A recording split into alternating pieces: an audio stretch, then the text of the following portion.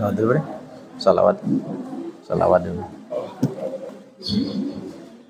Allahumma shalli wa sallim ala sayyidina Muhammadin sahibil busyara salatan tubashiruna biha wa ahlan wa jami'a masyayikhina wa mu'allimina wa talabatana wa talibatina min yaumina hadha ila yaumil akhirah.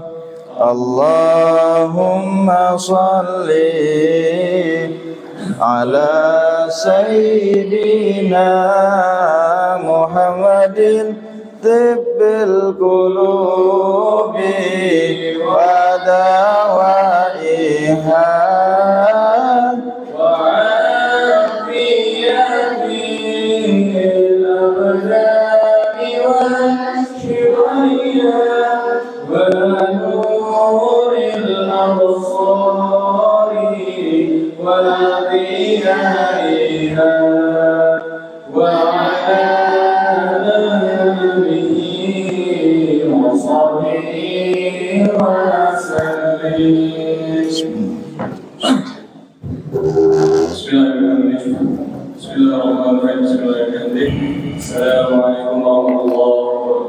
Waalaikumsalam warahmatullahi wabarakatuh.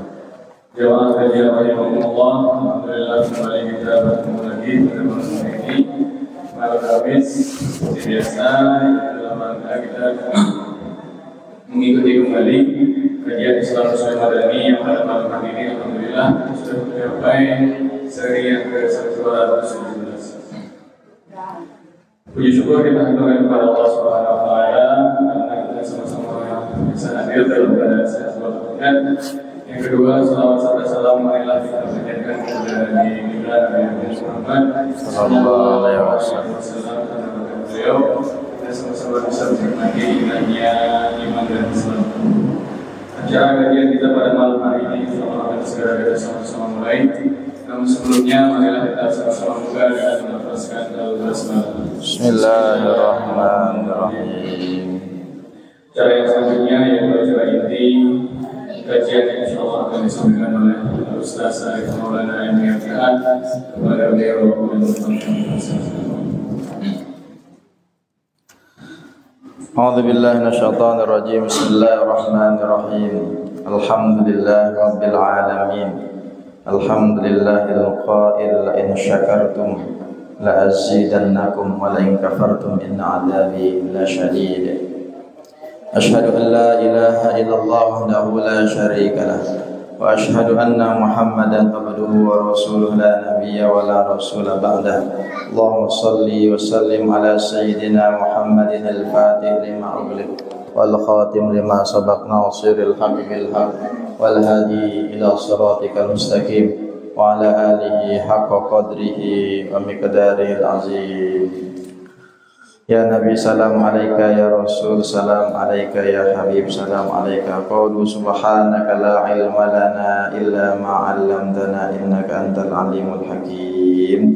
Bismillahirrahmanirrahim. Nawaina al-i'tikaf sunnatan lillahi ta'ala. Bapak Ibu hadirin hadirat jamaah rahimakumullah. Assalamualaikum warahmatullahi wabarakatuh. Alhamdulillah, puja dan puji syukur kehadirat Allah Subhanahu wa taala hanya kepadanya saja. Sepantas-pantasnya, selayak-layaknya kita memuji hanya kepada Allah. Kalau kita melihat ada manusia, makhluk Allah, hamba Allah yang hebat di depan mata kita, pujian kita itu jangan sampai melebihi pujian kita kepada Allah. Oh hebat ya kamu ya, keren ya, dan seterusnya. Itu harus ditutup dengan atau diawali dengan Masya Allah Tabarakallah. Masya Allah Tabarakallah ini bisa mengunci ain, penyakit ain, Jadi yang dipuji tidak kena aib, yang memuji juga tidak dosa. Jadi kita jangan cepat-cepat kagum sama orang. Oh dia hebat, dia keren, dia bagus. Tapi hanya sebatas itu salah. Yang benar kita bilang alhamdulillah, masya Allah, tabarakallah, baru kita puji. Agar tidak terjatuh aib pada orang yang kita puji, termasuk kita juga tidak salah dalam bersikap.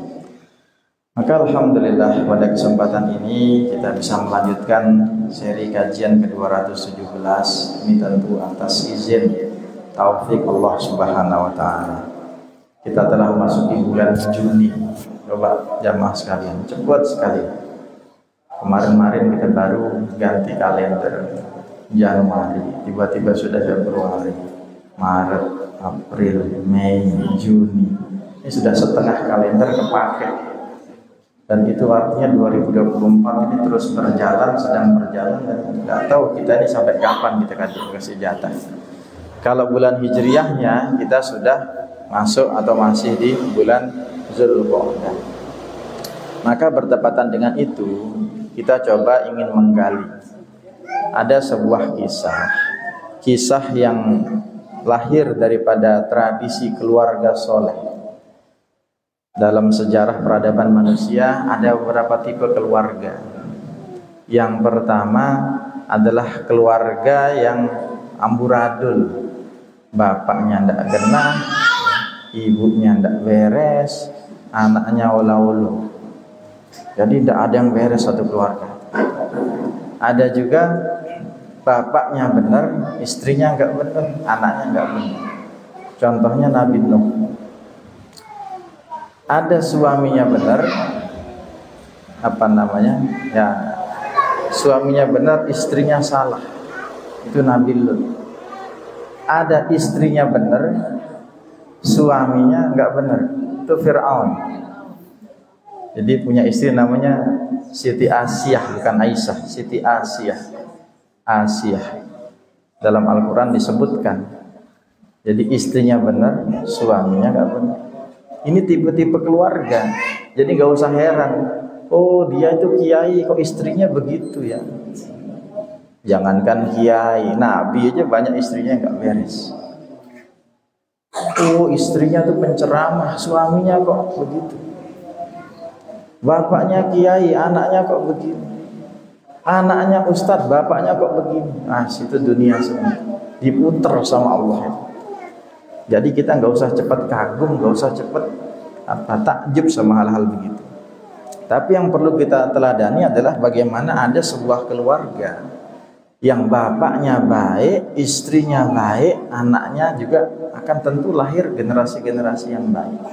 Dan pada kesempatan ini kita akan coba belajar dari satu keluarga. Yang keluarga ini luar biasa, berkah betul. Bapaknya Nabi, anaknya Nabi, keturunannya Nabi. Jadi kalau Nabi Adam itu sebutannya Bapak Ibu adalah Abul Bashar. Abul Bashar artinya bapaknya manusia. Abul Anbiya, Abul Bashar. Ya. Makanya kita ini Bani Adam. Oh saya kenal sama Syahrini. Saya kenal sama Rafi Ahmad, saudara saya. Saudara dari mana? Saudara dari Adam, dari Sahawa. Jadi sama keturunannya. Ya kalau gitu sama Fir'aun sama juga. Kalau gitu sama Namrud sama juga. Jadi banyak orang tuh mengaku-ngaku. Ada artis terkenal. Oh teman SMP saya itu. Padahal dia di sini, orangnya di Cirebon. Cirebon Vina. Kok bisa sekelas? Kok bisa sama? Iya. Saya SMP di sini, dia SMP di sana. Jadi teman SMP.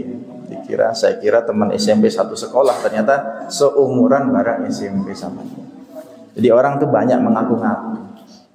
Kalau orang mengaku baik itu mudah saja, mau dia teman saya. Tapi kalau dia kriminal, enggak, saya enggak kenal dia. Susah, ini manusia. Kita pengen justru mendekat pada jika orang itu dipandang mulia, dipandang baik. pada kesempatan ini kita akan berbagi kisah dan kita ambil pelajaran. Jadi kalau ngambil belajar kisah Bapak Ibu jamaah rahimakumullah, jangan ngelihat hanya oh ceritanya begini, paham ceritanya terus nggak bisa diambil sesuatu, kurang baik. Harus ada yang dibawa pulang, harus ada yang ditelaah, harus ada yang diamalkan. Nabi Ibrahim alaihissalam ini disebut atau digelari Abul Anbiya, bapaknya nabi-nabi. Kenapa? Karena dari tulang sulbinya, dari keturunannya langsung itu pencabaran, pencabangan daripada silsilah kenabian itu kuat. Nabi Ibrahim itu anaknya itu adalah Nabi Ismail. Nanti cabang ke sini Nabi Ishak. Yang dari Nabi Ishak ini nanti keluar Nabi Yakub.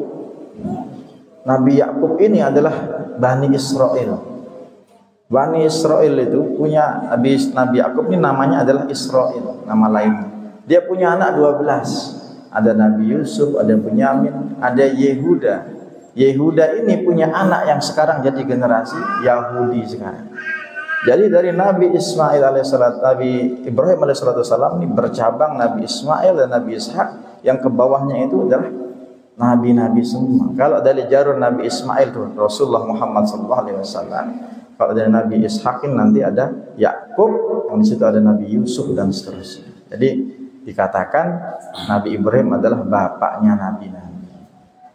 Ada kesempatan ini kita coba mengambil i'tibar, dan sebelumnya yang mohon doa kepada seluruh jamaah kita, jamaah rutin kajian yang mungkin sedang sakit, yang tidak bisa hadir, atau yang punya masalah hutang piutang, yang punya masalah yang belum terselesaikan, kita saling doakan di setiap perkumpulan sebelum kita mulai. Semoga Allah berikan kesehatan, keselamatan dan jalan keluar buat kita semua. Lanal Fatihah. Bismillahirrahmanirrahim. Maliki yaumiddin.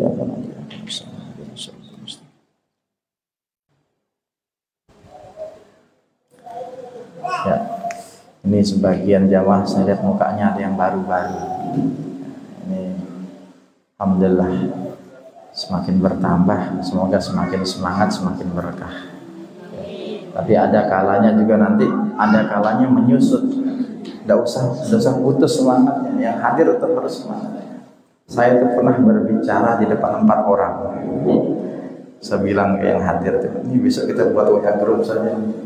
Si pengajiannya saya share, tapi bukan itu poinnya. Poinnya adalah bagaimana kita belajar istiqomah, dapat pahala i'tikaf, dapat pahala menyampaikan ilmu, dapat pahala mendengarkan dan mengamalkan ilmu. Dan insya Allah kita diam di sini itu lebih baik daripada tidak di sini. Kalau di rumah itu macam yang kita lakukan, atau kita di jalan macam yang kita lakukan. Insya Allah kita terus saling mengisi, saling membekali diri. Ya masyaallah rahimakumullah. Nabi Ibrahim alaihissalam itu belum punya keturunan sampai usia 80 tahun. Seorang nabi yang digelari Khalilullah, Khalilur Rahman. Jadi kalau Bapak Ibu ada kenal anak namanya Khalil, orang namanya Khalil itu namanya kekasih. Habibi sama kekasih. Khalil kekasih. Jadi gelarnya Nabi Ibrahim alaihissalam itu Khalilullah, kekasih Allah. Sampai usia 80 tahun belum punya anak. Itu menunjukkan apa? Allah itu kalau suka sama seorang hamba, bahkan levelnya Nabi, itu tidak serta-merta permintaan semua itu dikabulkan. Jangan kira Nabi Ibrahim itu nggak pernah doa punya anak, pengen punya anak. Oh, doa mungkin sudah jungkir balik, nangis darah, meras keringat. Sampai usia 80 belum punya keturunan. Dan dia sudah menikah dengan Siti Sarah, itu keluarga yang lama.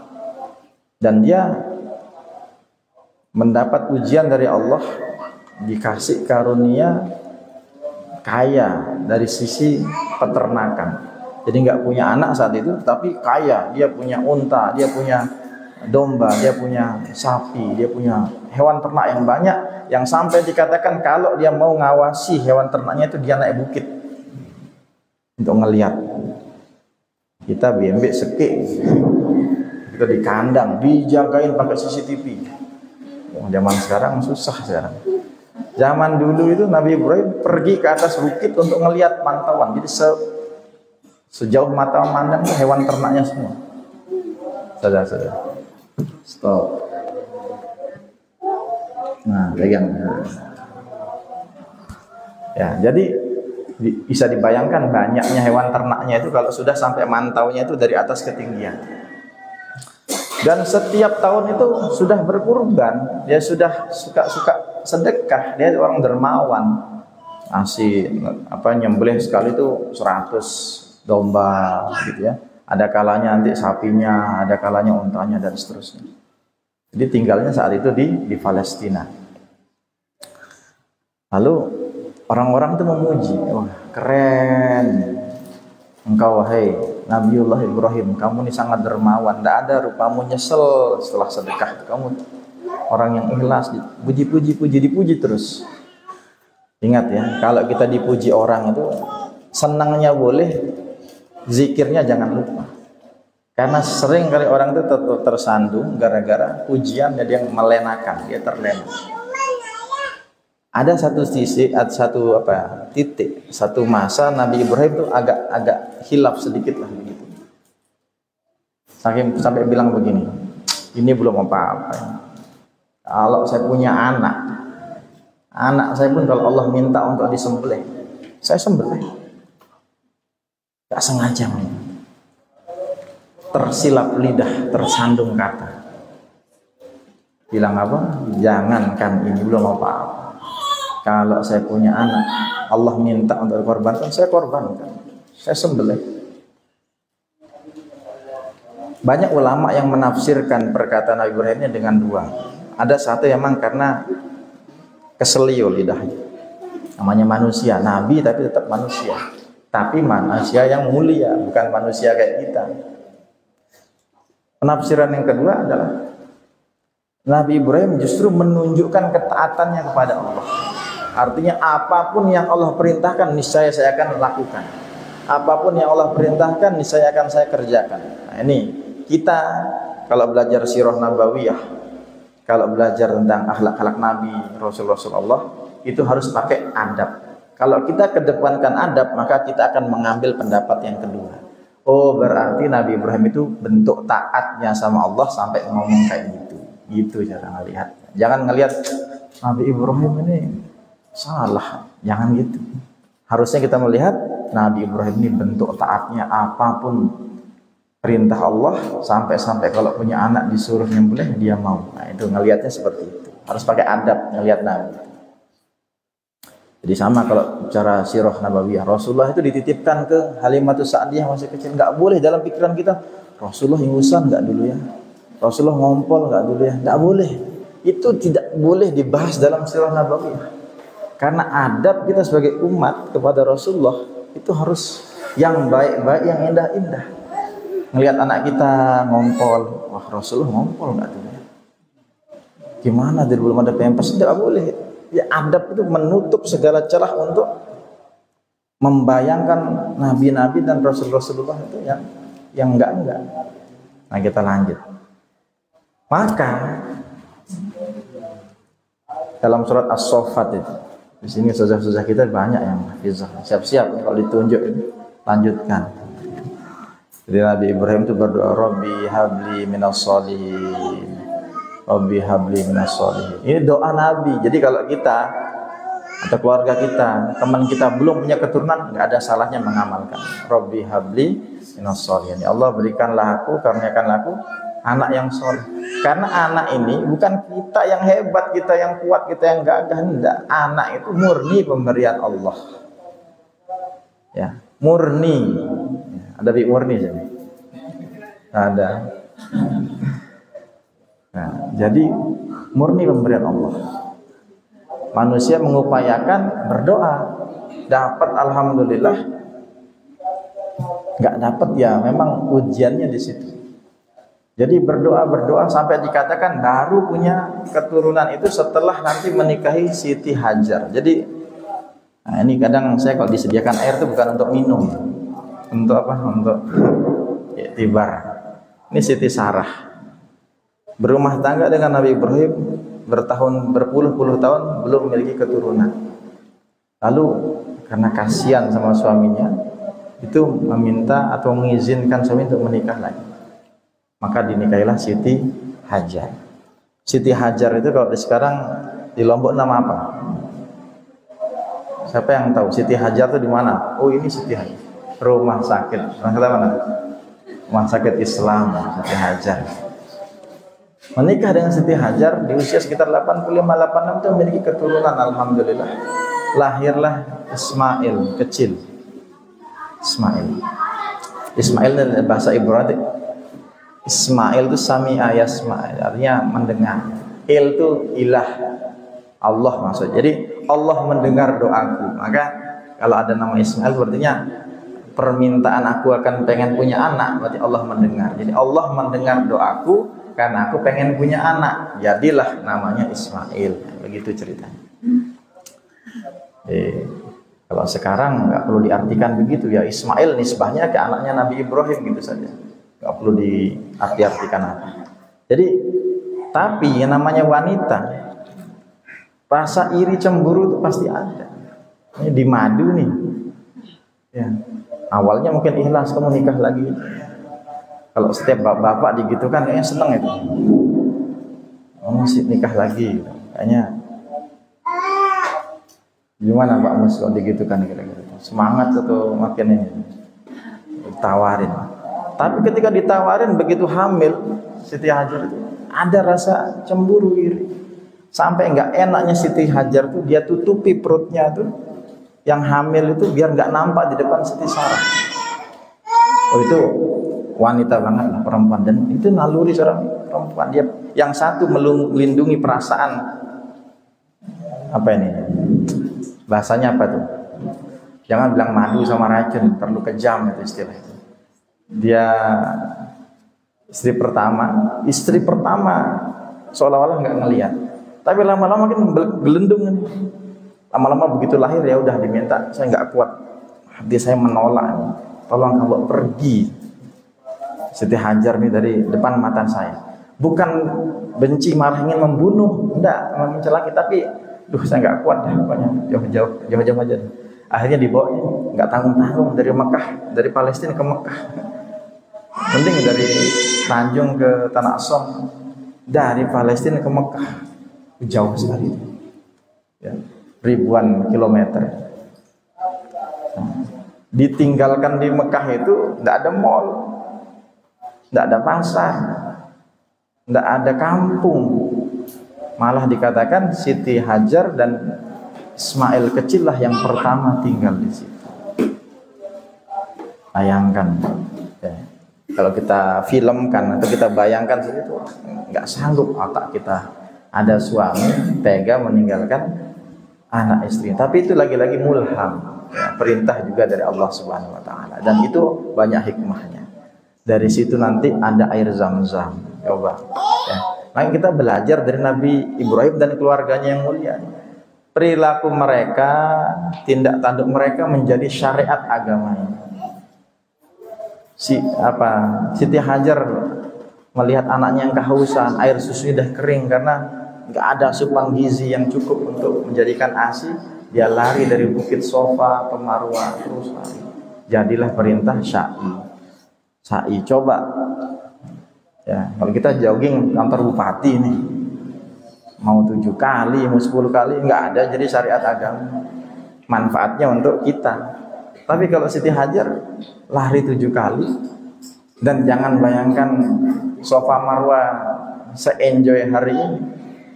Sofa Marwah hari ini tuh dalam ruangan, ada AC-nya, lantainya marmer, nyaman betul. Dulu nggak tahu karuan gimana bentuknya, terjal. Jadi ada satu pojokan itu masih kelihatan, bukitnya itu masih dibiarkan sampai sekarang.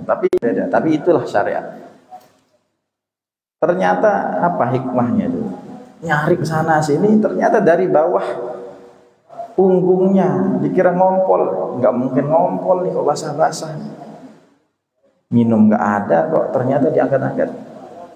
Zam-Zam lah lahir yang sampai sekarang tidak pernah kering. dari Mekah ke Madinah itu ada pipa, jaraknya Mekah Madinah itu 450 km, itu ada pipa yang mengalirkan air Zam-Zam setiap harinya.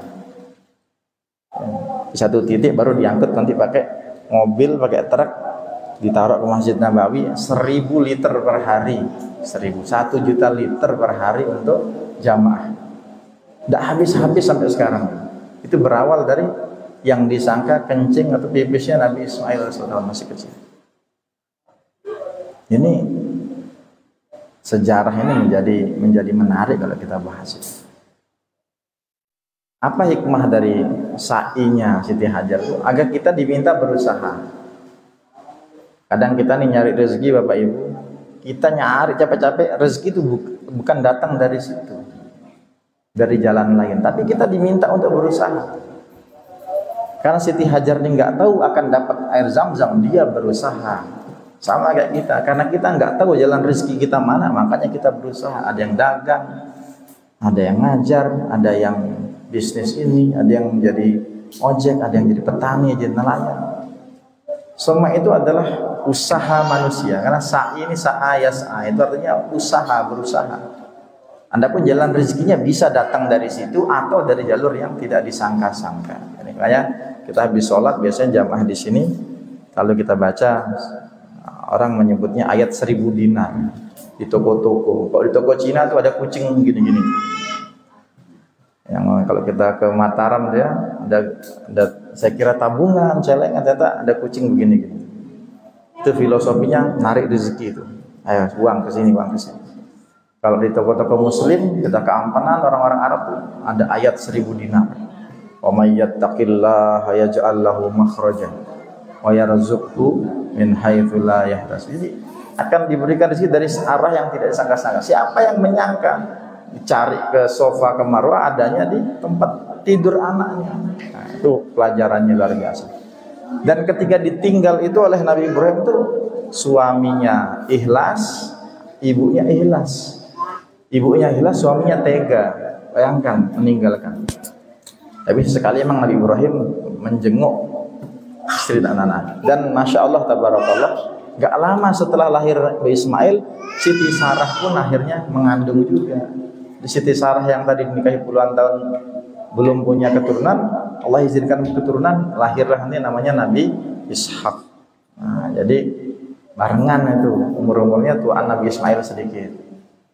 Nah, lalu apa yang terjadi ketika sudah dalam surat As-Saffat itu ya, walamma balagha ma'usya qala ya bunayya inni ara fil manam. Jadi ketika masa kunjungan Nabi Ibrahim ke Mekah itu di malam ke-8 Zulqa'dah. Kenapa dikatakan Zulqa'dah? Memang tak saat itu penghitungan kalender sudah dipakai. Jadi Muharram Safar ini sudah dipakai, sudah lama sebelum Rasulullah sudah dipakai. Di mimpi saat itu ketika lagi ada di Mina, bermimpi bahwasanya ada suara, wahai Ibrahim tunaikan nazarmu, wahai Ibrahim tunaikan janjimu kepada Allah. Nabi Ibrahim itu dalam mimpi itu berpikir apa? Lalu ada suara lagi bilang, sembelih putramu Ismail. Terbangun dalam keadaan keringatan, nafas ugal-ugalan, ditanya sama anaknya Ismail alaihissalam, ayah ada apa? Enggak ada apa-apa. Enggak ada apa-apa. Ditahan. Hari ke-8 Zulqa'dah ditahan. Karena posisinya, statusnya mimpi ini masih belum jelas. Mimpi ini jangan-jangan bisikan iblis nih. Jangan-jangan bisikan setan nih.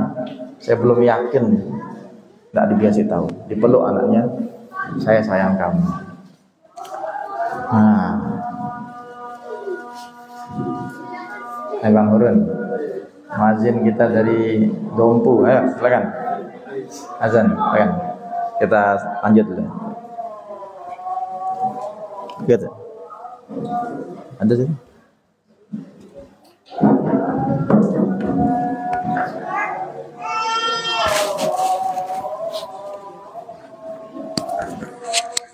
Allahu Akbar, Allahu Akbar, Allahu Akbar.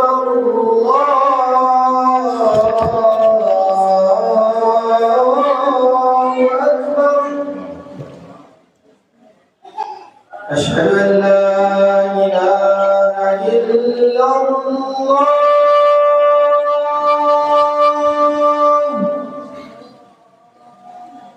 أشهد أن لا إله إلا الله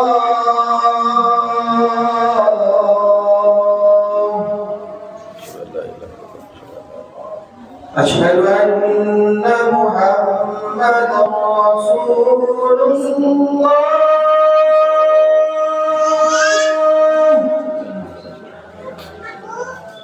أشهد أن محمدا رسول الله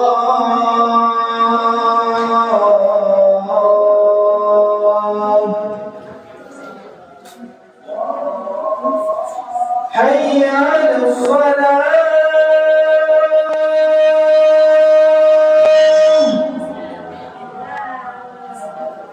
حي على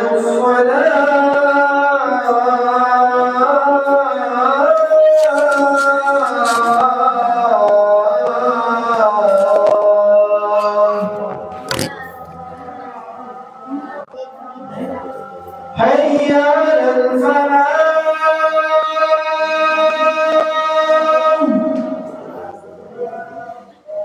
حي على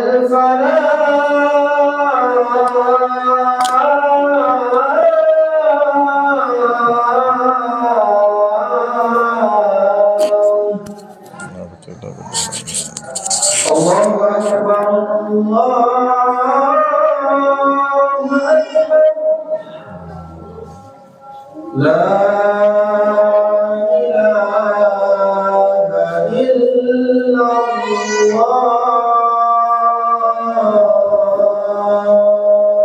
لا إله إلا الله محمد رسول الله عمر بزيد صلى الله عليه وسلم هذا رسول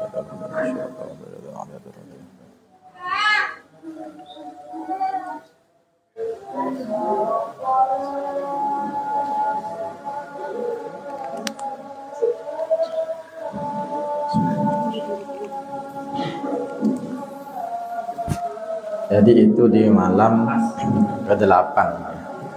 Lalu pindah ya. Dikatakan tempatnya itu di Arafah. Bermimpi yang sama, dengan suara yang sama, dengan perintah yang sama. Wahai Ibrahim, tunaikan nazarmu, tuntaskan janjimu kepada Allah sebagaimana dulu pernah engkau berjanji. Maka bangun dari mimpinya, di situ timbul keyakinan, timbul kemantapan hati yang dalam bahasa agama Arafah itu bermakna tahu. Arafah ya'rifu. Jadi dia yakin, dia mantap, ini perintah Allah. Kita kan bingung kita nih, semalam saya mimpi nih. Terus kita mencoba mentafsirkan sendiri. Kayaknya ini perintah Allah. Wahai ustazah, tetangga itu punya mangga, palinglah dia. Bangun-bangun kita nyimpulkan, nah, Allah merintahkan. Nah, kita perlu ukur kedekatan kita sama Allah itu. Kira-kira Allah nyuruh kita maling ya? Lihat dulu perintahnya itu masuk akal nggak untuk dilakukan, atau kita ini dekat nggak sama Allah. Giliran perintah yang gitu, culuk kita pengen cepat. Coba kalau perintah puasalah Senin Kamis, ini kayaknya bisikan jin. Kebalik kita nafsir. Tapi Nabi Ibrahim itu bisa yakin, bisa mantep karena dia seorang nabi. Dan dia kembali terngiang-ngiang percakapannya dulu dengan masyarakatnya. Jangankan ini, anak pun kalau saya punya, Allah perintahkan ya sembelih. Jadi hikmahnya itu dari kesilapan. Diamankan ya, mundur. Nah, tabik tuh. Yang belum makomnya mendengar kisah-kisah seperti ini. Baby shark baru dan serang. Saya mana tadi? Kalau potong tuh gini, apa mana tadi? Oh iya, jadi bukan mangganya, fokusnya bukan ke mangga. Jadi dia teringat dulu pernah saya salah istighfar. Pelajaran bagi kita, jangan mudah-mudah berjanji mengatasnamakan Allah. Belanja nih, mana uangnya? Sudah saya kasih. Wallahi sudah saya kasih. Dikit-dikit wallahi. Wallahi, tallahi, billahi, wa azmatillah, itu dipakai di persidangan cocok. Kamu bunuh dia? Wallahi tidak. Mantep. Mana sandal saya? Di situ saya taruh. Mana dia? Wallahi di sini. Jadi jangan cepet-cepet keluarkan password ini. Ini kalimat sakti yang nggak bisa dimain-mainkan. Wallahi. Kadang orang bilang wallahi, pengen cepat-cepat kabur dari masalah. Biar orang tuh percaya dan beres tuntas, urusan lancar. Nanti kita belanja di titik-titik emat. Debat sama kasir, mana uang? Udah situ. Bodohnya kita nggak tahu ada CCTV di situ. Mau kita bilang wallahi, malah nanti jelek citra Islam itu. Kita dikit-dikit mengatasnamakan Allah, tapi kita bohongin. Nah, ini pelajarannya tuh jangan asal ngomong itu. Jadi seakan-akan nazar itu sesuatu yang akhir sekali kita keluarkan. Soalnya kalau kita udah berjanji bersumpah atas nama Allah harus ditepati. Kalau kita langgar ada kafaratnya. Kafarah itu menggugurkannya. Kita ngasih 10 orang anak yatim makan. Apa standar makanannya? Apa yang kita makan itu deh kali 10. Nggak mampu saya kasih makan. Kasih dia baju, pakaian yang masih layak. Jadi uang itu dikiaskan, makanan itu dikiaskan dengan pakaian. Nggak bisa juga ada puasa 3 hari. Coba ingat-ingat nih, kita pernah janji apa nih? Wallahi itu tidak semudah disampaikan dan harus sering-sering dipakai. Jadi jangan kita dikit-dikit pakai kata itu. Itu pelajaran hikmahnya, tidak boleh asal sembarangan. Maka ketika dia sudah yakin mantep, dia peluk anaknya, maka dikatakan walamma balagha saya inni ara fil manam anni adbahuka fanzur maza tara. Wahai anakku, semalam saya mimpi, bapak mimpi nak, saya diperintahkan menyembelih kamu. Bagaimana pendapat? Kalau anak durhaka, bisa dibayangkan paling ringan dia kabur karena nggak berani ngelawan bapaknya. Dia agak berani dikit, bapaknya dibentak. Lagi dia jagoan, ditonjok. Sebelum saya disembelih, bapak tak sembelih dulu. Tapi bukan itu jawaban seorang Ismail alaihissalatu wassalam. Mengatakan, ya abatif al-matu. Wahai ayah, wahai bapak, kalau benar itu perintah Allah, kerjakan, lakukan. Satajiduni insyaallah minas sabirin. Niscaya kau akan dapati aku termasuk golongan orang-orang yang bersabar. Banyak yang mengatakan saat itulah Nabi Ismail usia 7 sampai 10 tahun itu, saat itu dia diangkat menjadi nabi. Ketika jawab, ini kalau enggak nabi enggak gini jawabannya. Masa ke bapak roh, mau bapak, masa ke bapak. Itu mungkin kalau manusia umum. Kok yang bejat tadi versi 3 pertama tadi. Kalau dia normal dia bilang masa ke bapak. Tapi kok Nabi, ya abatif al, sila lakukan, kerja. Saat mengucapkan itu banyak yang mengatakan saat itulah Nabi Ismail itu diangkat menjadi nabi dan rasul sekaligus oleh Allah. Karena ucapan itu hanya keluar dari mulut seorang nabi. Kalau enggak jadi nabi dan rasul pasti menolak, pasti membantah, pasti melawan. Nyumpahan. Jangankan sembelih, dikasih uang aja nyumpahan anak sekarang. Yang kasihan itu hewan berkaki 4 itu habis disebut itu. Pas dia lewat tuh, kenapa saya disebut-sebut ini? Apa salah saya? Kok saya disebut-sebut ini? Jadi habis isi kebun binatang dikeluarkan. Ini udah komat. Jadi 7:30. Ini yang dari jauh, paling jauh dari mana nih? Paling jauh. Saya pikirkan juga waktu pulangnya. Ustazah, oh ya, nanti gak usah angkat tangan. Emang nanti Kopang Sebangun jauh, Kopang Sebangun, tapi nanti tinggalnya di sini. Lombok Timur memang. Boleh puji dari Jawa, Bu Haji dari Lamongan. Pahami soalnya nih, rumahnya di sini dari mana? Nah, berangkatnya dari mana? 5 menit lagi ya. Nanti kalau nggak cukup kita sambung, insya Allah. Nah, jadi wahai ayah, kerjakan, lanjutkan. Ini kan dialog antara Nabi nih. Kalau manusia umum ya nggak gini dialognya. Ya. Jadi begitu khidmat, begitu khusyuk, begitu sahdu, menenangkan, nggak ada marah-marah, nggak ada banting piring,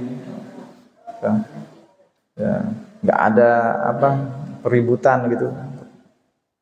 Indah, tentram, damai. Maka ketika sudah mantep, maka dikatakan Arafah itu tanggal 9 itu udah mantep. Bagi jamaah haji, mereka punya kegiatan di sana, ada mabit di Mina, ya, wukuf di Arafah dan seterusnya nanti di Musdalifah. Itu mereka punya kegiatannya. Bagaimana dengan umat Islam yang tidak menunaikan haji? Maka ada perintah puasa sunnah. Ya, dari sekarang yang ingatkan ini, tanggal 17 Juni itu Idul Adha insyaallah. Maka itu tanggal berapa Idul Adha ya? Tanggal berapa Zulhijjah? 10. Berarti Arafah itu tanggal 9-nya. Tarwiyahnya itu tanggal 8. Tarwiyah itu artinya bimbang. Lagi mikir, ragu-ragu, nih kira-kira bisikan dari siapa? Dah Arafah makin mantep. Jadi tanggal 8 dan 9 itu kalau kita padankan itu tanggal 15 dan 16 Juni. Kalau 17 Juni itu hari Senin, maka 16 Juni itu tanggal 16, tanggal 15. Jadi mulai dari 15 ya hari Sabtu 15 Juni itu tarwiyah. Itu di PAUD lagi wisuda itu sudah nilai itu. Jadi kita bisa wisuda itu puasa-puasa. Yang mau puasa. Tanggal 16-nya Juni itu Arafah. Pahalanya nggak main-main. Kalau bahasa sekarang itu nggak kaleng-kaleng. Eman kalau kita tidak puasa. Menggugurkan dosa 1 tahun. Kalau Arafah menggugurkan dosa 2 tahun. Kan ya kita ini dah jujur-jujuran, kita ini pendosa. Gimana cara cerdas, cara pintar itu ya lakukan amal-amalan yang sunnah yang bisa kita lakukan. Haji enggak nih kita nih. Ya udah, tarwiyah Arafah. Mentok-mentok Arafahnya dah. Mentok-mentoknya, enggak bisa tarwiyahnya Arafah. Arafah itu ya 2 hari jadi. Arafah itu menggugurkan dosa tahun yang lalu dan tahun yang akan datang. Saya pernah jelaskan apa maksudnya dosa yang akan datang itu. Kita belum berbuat salah kok udah ada dihitung dosa. Maksudnya begini, kita dijauhkan dari kemungkinan-kemungkinan berniat-niat untuk melakukan sesuatu yang salah di kemudian hari. Dikecilkan angan kita untuk pengen berbuat salah. Ya. Kita dihindari, diselamatkan. Itu maksudnya dihapuskan dosa setahun kemudian. Jadi ayo sama-sama diniatkan di bunderi itu tanggalannya, kalendernya 15-16 Juni. Ini kalau catatan tanggal 17 Idul Adha. Kalau mundur ya tinggal menyesuaikan gitu saja. Jadi puasanya. Kalau tanggal Idul Adha-nya nggak boleh malah puasa. 10-nya haram, 11-nya haram, 12 haram, 13 haram. 14 itu satu dah Idul Adha sama ayam mutasyrik 3, 11, 12, 13 ini itu malah haram puasa. Oh, saya pengen meningkatkan iman dan takwa. Malah dosa puasa itu. Oh, saya pengen hutang Ramadan nih, wajib nih Ramadan digodok, tetap cari. Makanya kalau kita masuk komunitas soimin, soimah itu nanti di kalender itu di tanggal-tanggal itu dikasih warna hitam, menunjukkan emang larangan, pantangan untuk puasa. Kenapa? Hikmahnya orang lagi senang-senang bakar kambing nih. Hikmahnya lagi senang-senang nyate, lagi kurban. Nah, jadi kita tidak boleh lah, jangan apa namanya. Kalau di Jamaah haji kan lontar, sedang lontar. Nah, kalau kita, apa yang kita bisa? Misal tahun ini kita belum sempat kurban nih, udah kurban enggak, puasa tarawih enggak, Arafah enggak mau, kok kayaknya malu gitu jadi ngaku umat Muhammad sallallahu alaihi wasallam. Ya kalau kurban berat ya udah enggak apa-apa, tapi tarawihnya udah enggak modal kita nih, cuma modal mau aja. Kalau kurban oke harus keluar sekian juta. Ya, Arafahnya juga kalau bisa 2 hari itu. Ya, maka ini oleh-oleh. Makanya setiap ngaji di Madani ini oleh-oleh. Kemarin, nah saya coba absen 1 orang. Sama Arina, sholawatnya kemarin sudah 1000 ya. Oh, insya Allah ya. Kalau di sini tuh nggak ada nih Mama. Kita nggak maksud riak-riaan, insya Allah kita jaga hati kita untuk motivasi. Jadi sholawat itu 1000 kali setiap hari, itu amalannya. Dan sekarang PR-nya adalah, ayo buletin tanggalnya, kalender. Kalau nggak sampai umur kita, niat kita sudah sampai. Saya niat tarawih, saya niat Arafah. Nah gitu. Ini masih panjang ceritanya, tapi kita habiskan di part 2 insya Allah. Sambil nanti kita sampaikan apa saja mungkin sunnah-sunnah Idul Adha. Nah, begitu ya. Sunnah-sunnah Idul Adha ini, jadi kita itu Bapak Ibu ngelihat momentum itu harus satu paket sama amalannya. Jangan fokus Idul Adha tanggal 17, selesai di situ, salah. Orang yang cerdas ngelihat tanggal, ngelihat momentum ada apa, kira-kira amalannya saat itu apa ya, nah gitu. Jadi berangkatnya kita ke tempat atau lokasi sholat itu nanti ada amalannya, ada triknya, ada. Jadi agar setiap kesempatan tuh kita tidak lewatkan. Jadi insya Allah kita lanjutkan kisah daripada keteladanan Nabi Ibrahim alaihissalam sekeluarga dengan amalan-amalan yang sunnah yang bisa kita lakukan menjelang, ketika, dan sesudah Idul Adha insyaallah. Kurang lebihnya mohon maaf. Yang baik dan benar Allah dan Rasulnya, hilaf salah dari yang menyampaikan. Assalamualaikum warahmatullahi wabarakatuh.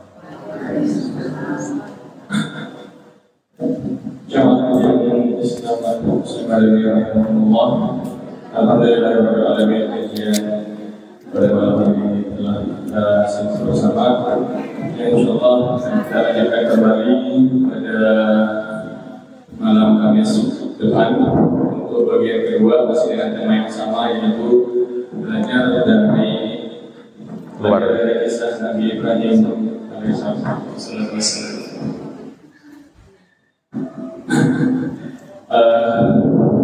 Insyaallah untuk kajian pada malam hari ini mungkin dari jemaah ada yang ingin disampaikan atau ada yang ingin ditanyakan. Boleh, silakan. Assalamualaikum warahmatullahi wabarakatuh. Misalnya ada kelompok mau berkorban ini ada 2 orang, tapi yang satu ini tidak mau disebut namanya dengan hamba Allah. Pertanyaannya apa pertanyaannya? Boleh enggak gitu? Nah gitu. Ya. Begini ya, bagus pertanyaannya. Kalau kambing ini secara syariatnya, hukum fikihnya, 1 kepala 1 kambing, 1 ekor. Di manusia itu kelihatan mulianya di atas hewan itu dari penyebutan 1 kepala. Kalau hewan itu 1 ekor. Ini nggak pernah kita bilang 1 kepala kambing. Ya 1 kepala kambing ya kepalanya. Tapi kalau 1 ekor kambing, ya bukan ekornya tapi keseluruhan. Tapi kalau kita disebut kepalanya. Nggak pernah kita dibilang sekaki manusia. Jadi 1 kepala per kepala. Berapa kepala? Artinya berapa orang? Ini menunjukkan dari istilah saja manusia itu yang mulia, dimuliakan Allah fi ahsanit taqwim. Jadi begini, Pak Haji. Kalau untuk penyebutan di labelingnya, dia mungkin menjaga hati, menjaga niat, kita hormati. Tapi ketika penyembelihannya dia harus disebutkan minimal oleh si penyembelih. Tidak bilang hamba Allah, saya kena hamba Allah. Jadi amalan-amalan agama ini ada yang memang harus ditampakkan, ada yang semi, ada yang memang boleh untuk tidak ditampakkan. Saya kasih contoh satu-satu. Puasa itu umumnya boleh disembunyikan, kecuali dalam keadaan terpaksa. Ayo, saya traktir makan, makasih, lanjut dah.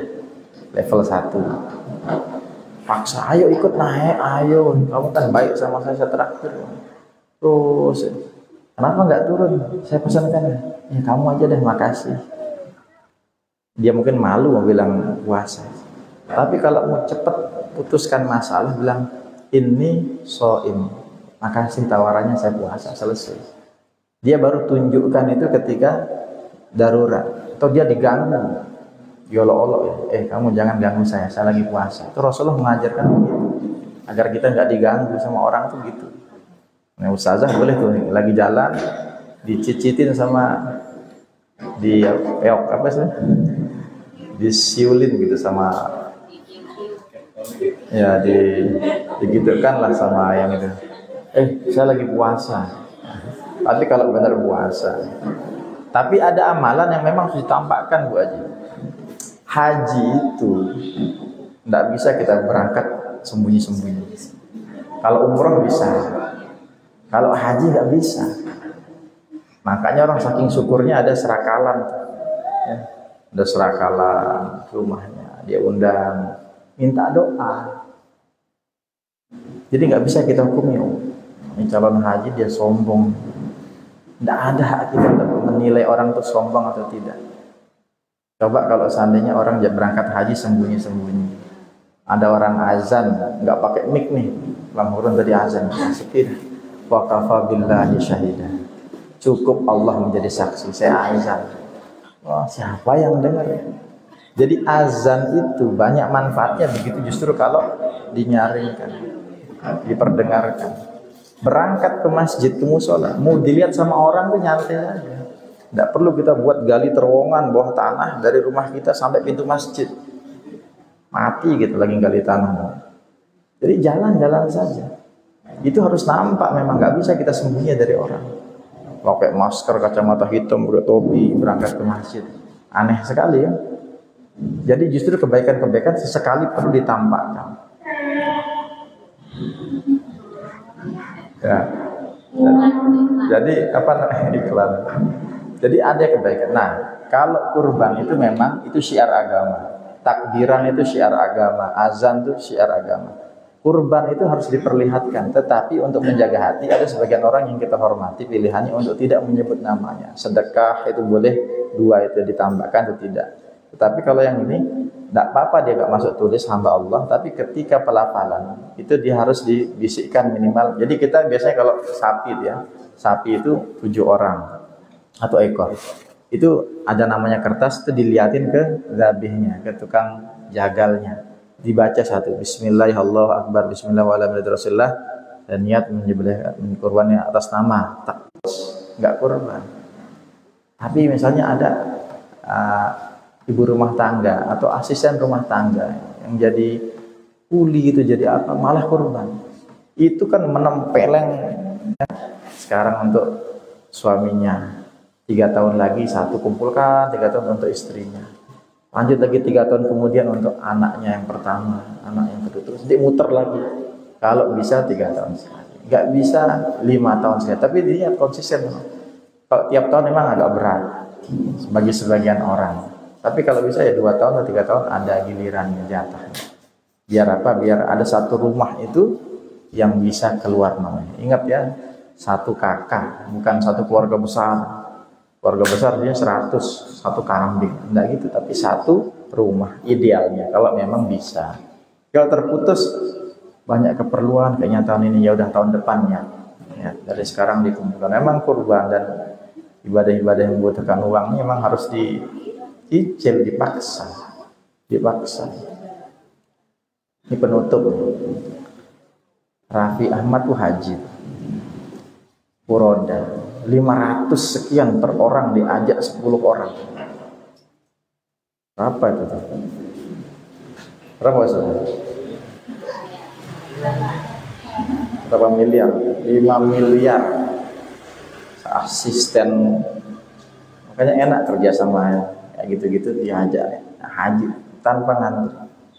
Tapi kita husnuzon senangnya apa? Syukur dia gunakan uangnya untuk itu gitu. Kita kalau melihat orang kaya ya melakukan atau bisa itu, kita senangnya apa? Untung dia gunakan untuk kebaikan. Untung dia gunakan untuk kebaikan, untuk dia gunakan untuk amal. Nah, itu sudut pandang kita ketika melihat orang yang ibadah. Yang kita yang belum berkesempatan, kejar apa yang kita bisa. Puasa tadi, zikirnya, sholatnya, ngajinya, gitu Bu Haji kan. Jadi ketika minimal disembelih itu dia harus disebut ya. Wallahu a'lam bishawab. Semoga kita bisa berkesempatan menunaikan ibadah haji dan kita juga bisa melaksanakan kurban. Kalau nggak bisa tiap tahun, ya 2 tahun sekali insyaallah. Wallahu a'lam bishawab. Cukup dah.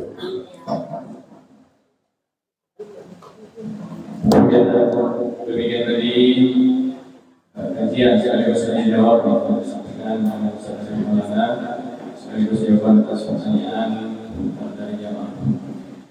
Untuk lebih barokahnya acara kita pada malam hari ini, marilah kita sama-sama duduk dengan menyampaikan alhamdulillahirabbil alamin.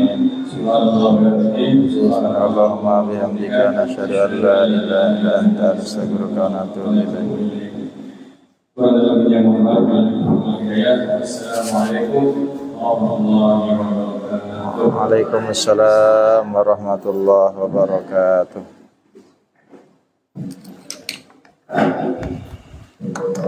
Nah, kita langsung salat.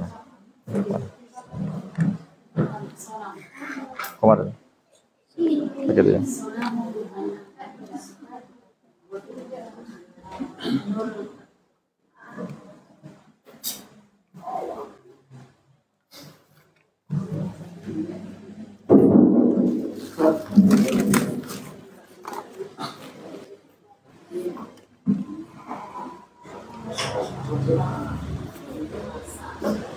Sudah ya, Bre? Sudah? Sudah? Belum?